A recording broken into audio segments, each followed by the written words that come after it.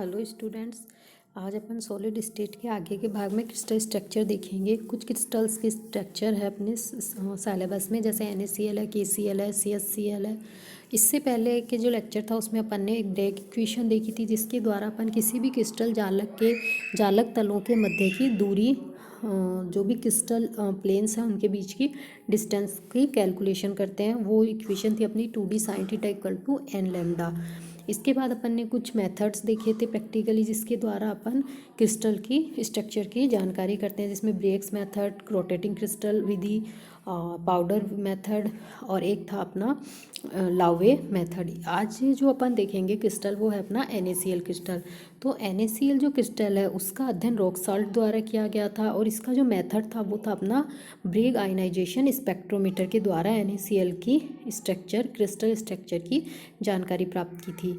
जो NaCl crystal है उसके लिए अपन ने ब्रेग इक्वेशन लगाई थी। तो जनरली जो ब्रेग इक्वेशन है वो अपनी होती है 2D sin theta equal to n lambda. तो यहाँ से अपन इस n लैम्डा को 2 के नीचे ले आएंगे और d को इधर, क्योंकि ये जो n लैम्डा और 2 ये सब कांस्टेंट है। यहाँ जो वेरिएबल है वो है एक d और एक है sin थीटा। तो अपन इनमें प्रोपोर्शनल या इन्वर्सली प्रोपोर्शनल का जो रिलेशन है वो निकालेंगे। तो अपन ने एक तरफ रख लिया 1/sin थीटा और एक तरफ आ गया अपना d। तो जो ये कांस्टेंट राशि है इसको अपन ने अलग कर लिया। तो sin थीटा प्रोपोर्शनल हो गया 1/d के, या फिर 1/sin थीटा प्रोपोर्शनल हो गया d के। तो यहाँ से अपन देख सकते हैं कि जैसे जैसे d का मान बढ़ेगा sin थीटा का मान कम होगा। और जनरली sin थीटा का जो मान है वो 0 से लेके जैसे जैसे एंगल का मान बढ़ता जाता है sin थीटा की वैल्यू भी बढ़ती जाती है। sin 0 का 0 होता है, फिर जैसे जैसे एंगल बढ़ता जाता है sin थीटा की वैल्यू बढ़ती जाती है। और अगर sin थीटा की वैल्यू बढ़ रही है, इसका मतलब जो जो क्रिस्टल के लेटिस प्लेन है उनके बीच की डिस्टेंस कम होती जाएगी। तो अध्ययन के द्वारा देखा गया कि जो NaCl है उसके लिए प्रथम कोटि यहाँ n को डिनोट कर रहा है, फर्स्ट ऑर्डर। तो n की वैल्यू अगर अपन ने 1 पुट करी, इसका मतलब जो प्लेन्स होंगे वो होंगे अपना 100, 110 और 111। इसके लिए जो इंसिडेंस एंगल है थीटा वो अपन को प्राप्त होता है 5.9 डिग्री, 8.4 डिग्री और 5.2 डिग्री। ये अपन ने प्रैक्टिकली डिटरमाइन किया है। तो इस थीटा की वैल्यू को यहाँ पुट करके अपन d की वैल्यू निकालते हैं। तो D100, D11 और D111 इनका रेशियो देखेंगे अपन। थीटा वैल्यू पुट कर दिया, इसको सोल्व करेंगे तो अपने पास ये आएगा। इसको अपन और ईजी करने के लिए ये जो पूरी तीनों वेरिएबल्स, तीनों टर्म है, इनके अंदर अपन ने 6.84 से डिवाइड किया। तो यहाँ तो आ गया अपना 9.33 से डिवाइड किया ताकि अपना इक्वल रेशियो बन जाए। तो यहाँ आ गया 1, इसमें डिवाइड करेंगे तो आएगा 0.7 और ये आ गया 1.14। ये जो रेशियो है ये आइडियल रेशियो है FCC का। जो आइडियल है वो अपन को ध्यान रखना है कि सिंपल क्यूबिक का होता है 1:0.70 0.57। BCC का होता है 1:1.4 1:0.57। और जो अपना FCC है उसका होता है 1:0.70 1:1.14। तो अपन ने जो प्रैक्टिकली रेशियो निकाला है प्लेन्स का वो ये शो कर रहा है कि जो NaCl है उसकी स्ट्रक्चर FCC है। तो इसका मतलब FCC अरेंजमेंट पाया जाता है NaCl के क्रिस्टल में। अपन इसकी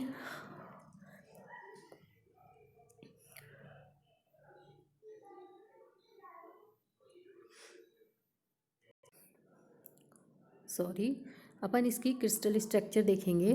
तो ये जो NaCl है ये इसकी क्रिस्टल स्ट्रक्चर है। यहाँ पे देखिए ये एक यूनिट सेल दिखाई गई है, ये इसका 3D अरेंजमेंट दिखाया गया। तो इस यूनिट सेल में जनरली Na+ या धनायन है उसकी साइज़ छोटी होती है और Cl- की साइज़ बड़ी होती है।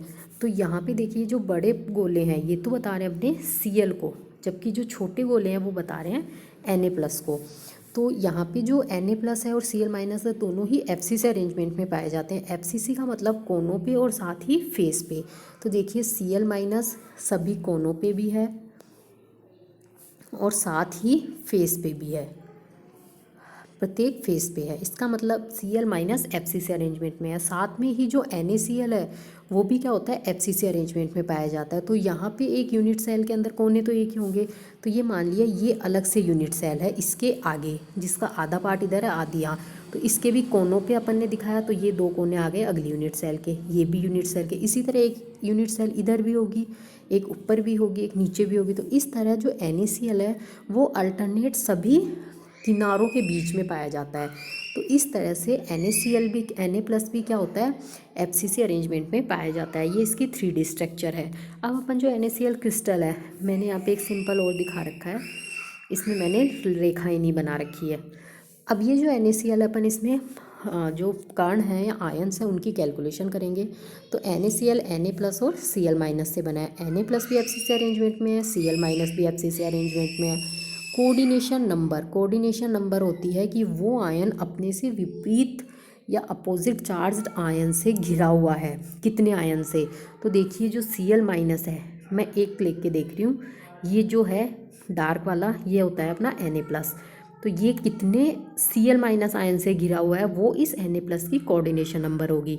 तो देखिए 1 2 3, एक ये 2 तो आगे पीछे के फेस पे, एक ये 3, एक ये 4, एक ये 5 और एक ये 6। तो एक Na+ 6 Cl- से घिरा है। इसी तरह एक Cl- देखिए, मान लो मैं ये वाला कोने वाला ले रही हूँ, तो ये कितने Na+ से घिरा है, एक इस एज पे है, एक इस एज पे है, एक इस एज पे है, 3 हो गए। ये यहाँ पे Cl आ गए वापस से, तो ये काउंट नहीं होगे। इसके सामने की जो एज आएगी, एक उस पे होगा, एक इसके सामने की, एक इसके सामने की। तो इस तरह से टोटल Cl- है वो 6 Na+ से घिरे होंगे और एक Na+ है वो 6 Cl- से घिरा होगा। इस तरह से NaCl की जो कोऑर्डिनेशन नंबर होगी वो होगी 6⁻6। टोटल Na+ आयंस कितने होंगे, इसकी कैलकुलेशन अपन ने जब FCC के अंदर number of atoms, average atoms की कैलकुलेशन की थी, उस तरह करेंगे। तो देखिए मैं एक बता रही हूँ, जैसे Cl- है, ये FCC में है, तो प्रत्येक कोनों पे है। एक क्यूब में टोटल 8 कोने होते हैं और एक कण अपने साथ 8 यूनिट सेल से भाग होता है। तो एक कण बटे एक 8 यूनिट सेल का भाग है और टोटल 8 कोने, सॉरी यहाँ 1 की जगह 8 आएगा, तो टोटल 8 कोने होंगे। तो 8 से 8 कैंसिल होके ये बच गया 1। इसी तरह प्लस ये आ गया Na+, तो सॉरी Cl- जो फेसेस पे हैं, तो टोटल फेस हो गया। टोटल फेस कितने हैं इसके 6, तो ये आ गया 6। एक फेस का कण 2 यूनिट सेल का पार्ट होता है, तो आ गया 1/2। तो यहाँ हो गया 1/8 × 8 प्लस 1/2 × 6। इसको सॉल्व करेंगे तो अपना आ जाएगा 4। इसी तरह 4 यहाँ पे आ जाएगा। तो total number of formula unit हो गई अपने पास 4। इस पूरी कैलकुलेशन से या इस पूरे प्रैक्टिकली डिटर्मिनेशन से अपन ने ये कंक्लूज़न निकाला है कि जो NaCl क्रिस्टल है वो क्या होता है, FCC अरेंजमेंट में पाया जाता है। ठीक है, और इस FCC के अंदर जो Na+ है और प्रत्येक Cl- आयन है वो सभी दिशाओं में अपने साथ तीनों अक्षों के समानांतर एकांतर क्रम में उपस्थित रहते हैं। एकांतर क्रम का मतलब एक Na, फिर एक Cl, फिर एक Na, फिर एक Cl। इस तरह से देखिए NaCl, सॉरी ये मेरा मार्कर ऑन हो गया, ये Na, ये Cl, NaCl, NaCl, इस तरह से अल्टरनेट कोनों पे होते हैं। सेकंड कंक्लूजन निकला कि जो प्रत्येक Cl- है वो 6 Na+ से घिरा हुआ है।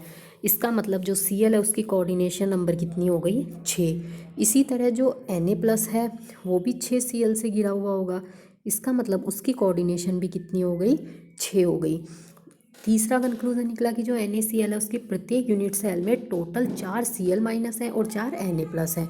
देखिए ये 4 Cl और 4 Na+, तो इसका मतलब टोटल 4 यूनिट NaCl, प्रत्येक यूनिट सेल में टोटल 4 Na और टोटल 4 Cl उपस्थित होते हैं। ये 1 की जगह 8 है, ये मेरे से बाय मिस्टेक हो गया, आप क्लियर कर लेना। यहाँ पे 1/8 × 8 प्लस 1/2 × 6, तो आगे सॉल्व करने पे आएगा 4। Okay, thank you. आगे जो अपना है उसके अंदर अपन इस NaCl की जैसा ही KCl का एक क्रिस्टल देखेंगे और उसकी स्टडी देखेंगे। Okay, thank you.